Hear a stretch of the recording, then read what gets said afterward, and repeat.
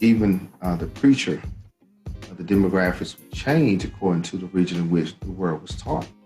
According to Thomas Fortune, he stated his thoughts and feelings of the African American preacher in that era.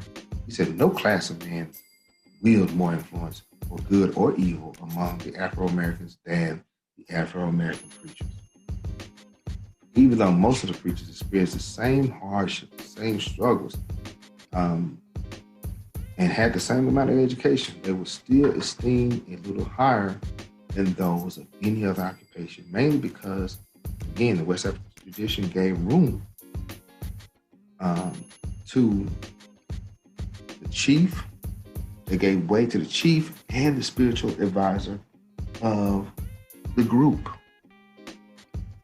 So the preacher naturally was the role of the spiritual advisor. But the role of that preacher was very hard on the plantation, if there was preaching on the plantation.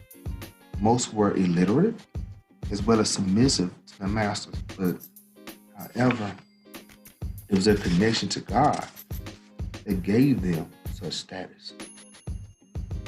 And once slavery was over, local people still looked towards the preacher, the black preacher, to guide them into a new chapter of their lives.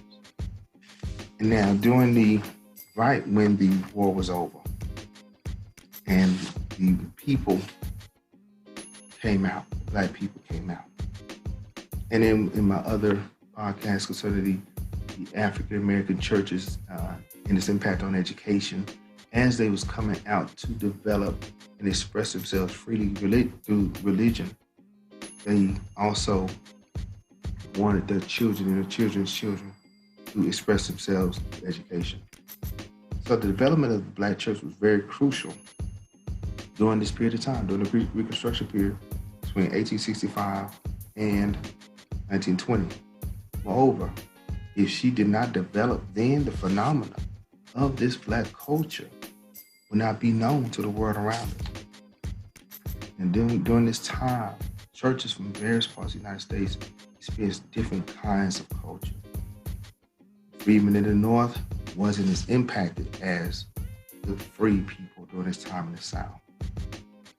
And so you saw a connection on one side with African roots, but then on the other, as people got more of a status and they got more prestige, they tried to shun that.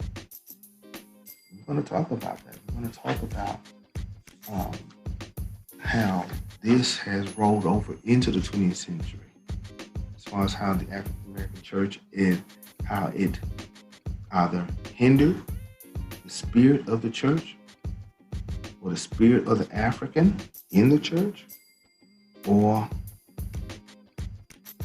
did it hinder? Did it help it, or did it hinder the African spirit in the church? We'll talk about that another day, but the book was pretty good. This book, Under Their Own Vine and Fig Tree, was very, very good and very motivating to read. This encouraged me to think about those who are unrecognized and forgotten.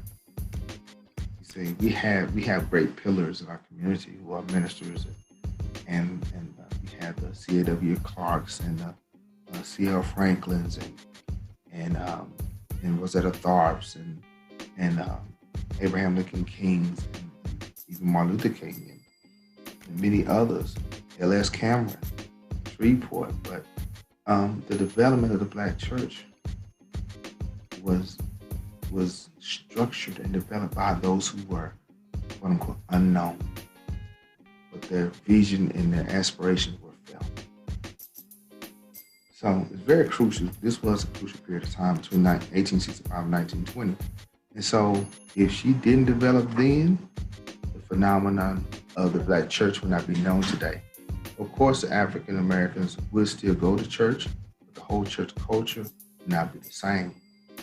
This book is highly recommended to other historians as well as people who like to study. All right. This is King Cam and June Bay podcast and June Bay Meets And today's message was a book review, Under Their Own Vine and Fig Tree. Talk to you later. Don't forget to follow, subscribe.